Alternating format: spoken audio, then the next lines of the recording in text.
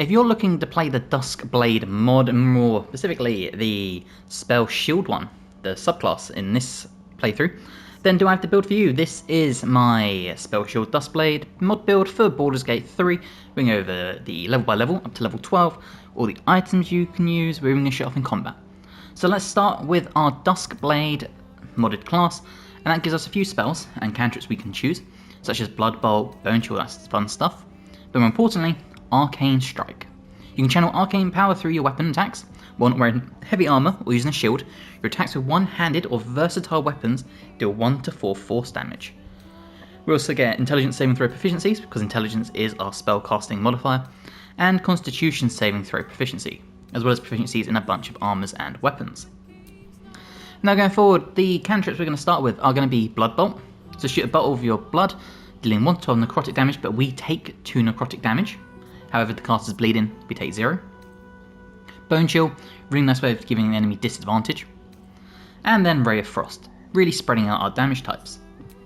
For your ability points, you want something akin to this: 10 strength, 14 dexterity to help with your attacks with finesse weapons, which is what we're using, as well as your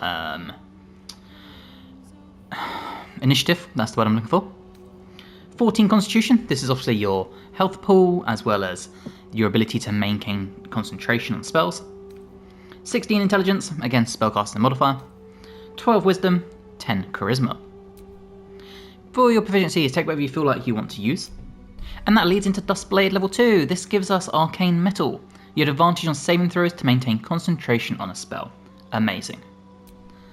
Now when it comes to your first spells at this point, we are going to take Magic Missile, a really great spell to have from the beginning of the game to the end of the game. Never misses, and if you upscale it, you'll do more bolts. And we're going to take Thunder Wave. Again, really good spell if you can use this on enemies on a beam or a ledge or a mountain and throw them off. Instant game winner. Level 3 brings us to our specialization. Before that we get to pick one spell, and for this one we're going to pick Blood Rebuke. React your next attack with a bloody attack that deals 2 to 20 necrotic damage or 3 to 13 necrotic damage if the caster is bleeding. This is basically Hellish Rebuke, but the blood version. And of course the Spellsheild subclass, this gives us Arcane Aura. You can channel more arcane power to form a protective aura around you.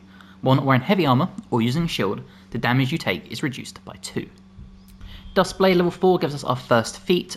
Before that we get to pick one more spell, and for this one we are going to take Firebolt.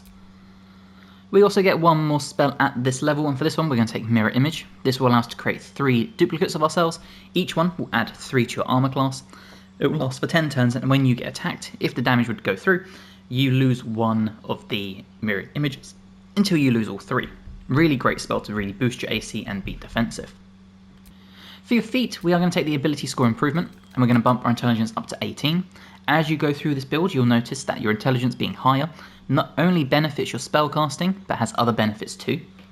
At Duskblade level 5 we gain an extra attack, which is always nice, but we also gain Arcane Flurry. So, basically, if we cast a level 1 spell or a cantrip, we can make a weapon attack afterwards for free. Amazing way of casting a spell and attacking with our weapon in the same round. At this point we gain one more spell, and for this one we are going to take Misty Step. Really nice bonus action spell to dart around the battlefield, and if you can get in position, drop a fireball for example. Amazing. Duskblade level 6 brings us Arcane Armour. Now you remembered I mentioned building up your intelligence does more than just your spellcasting modifier for attack damage. Well, you can channel your arcane power to enhance your defense. While not wearing heavy armor or using a shield, you add your intelligence modifier to your armor class. Hence why it's so important to have it higher. For a spell at this point, we are going to benefit from having advantage on our concentration spells, and we're going to take Hold Person, one of my favourite spells in the game. Essentially, if this lands, any creature is held, cannot move, act or react. Any melee hits on the enemy are guaranteed crits. So if you can really pair this with other people's items, like sort of life stealing, where if you land a critical hit, they gain 10 temporary hit points, fun stuff like that. Pair it with a fighter who can throw around 4 or 5 attacks around, and instant game changer. Duskblade level 7 Arcane Resistance. Your understanding of magic channeling allows you to resist the magic more readily than normal.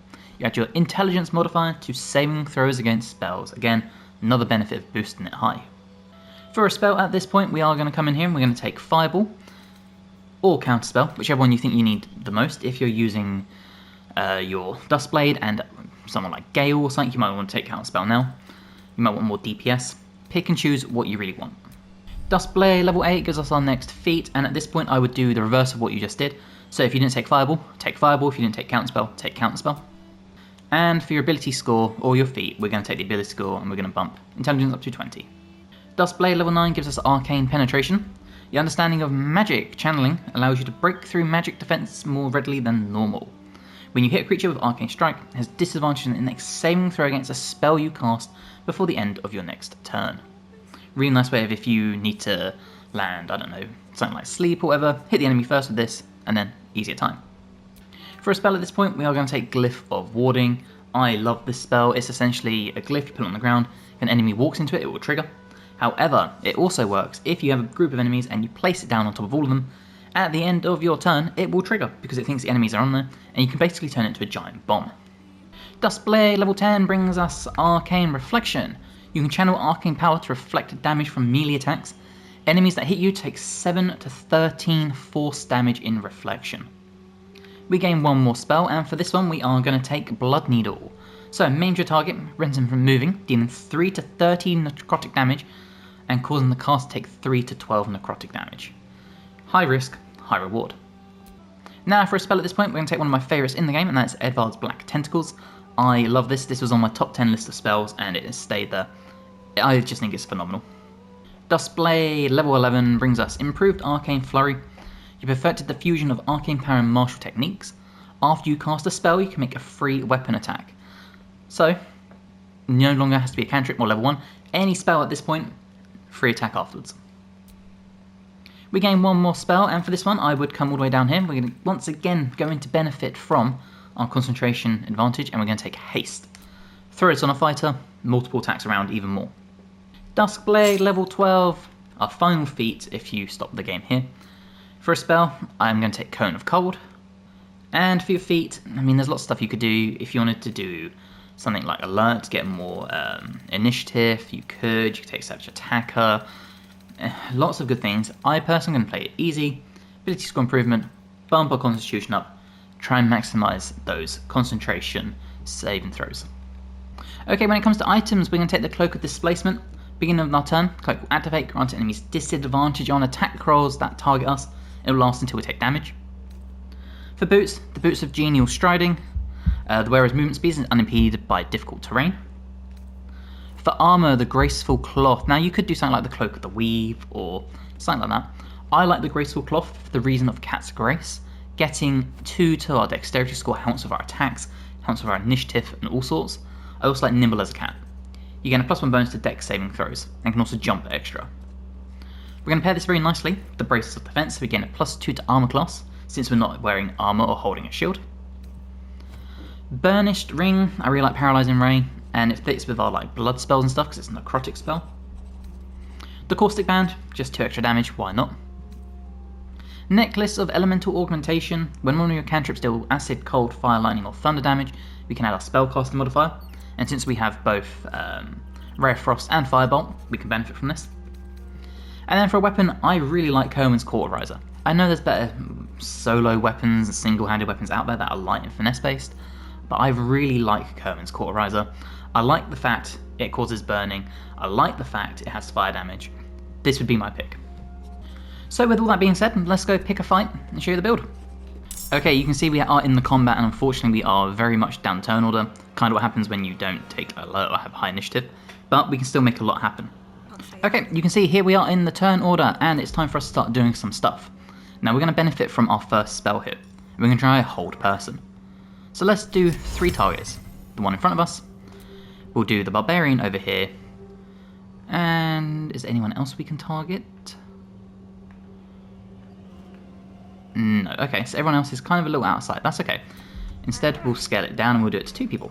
So Hold Person, we're going to do 2nd level, target you, and target you. Okay, unfortunately we didn't hold the one we wanted to. But what it does mean is we can still now benefit from our arcane abilities and still take a swipe. Just like that, and you'll see we did a bunch of fire damage, bunch of force, some lightning, or not some lightning, sorry, some acid. You'll see he's burning. Lots of good things happening here. And it also means we have the benefit bonus action, we can flourish. Get some more done. Stricken with arcane adherence and burning. You see 2 burning damage there. Not a huge amount, but over the rounds that will add up.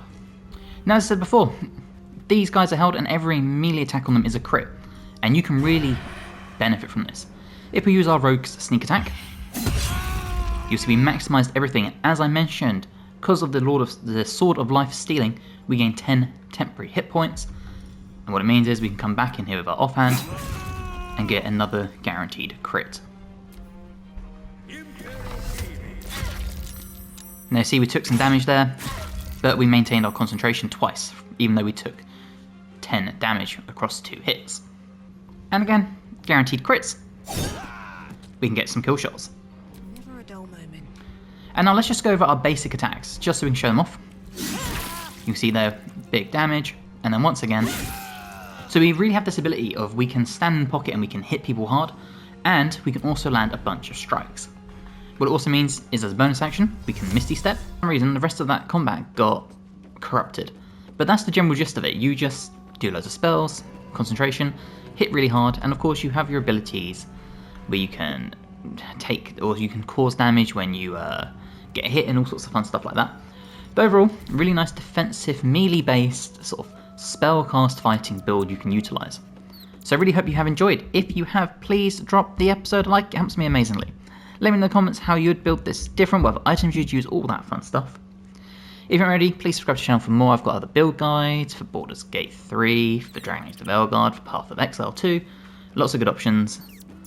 Regardless, I really do hope you've enjoyed, and if you have, please... I forgot my outro. I'll see you in the next one. Bye guys.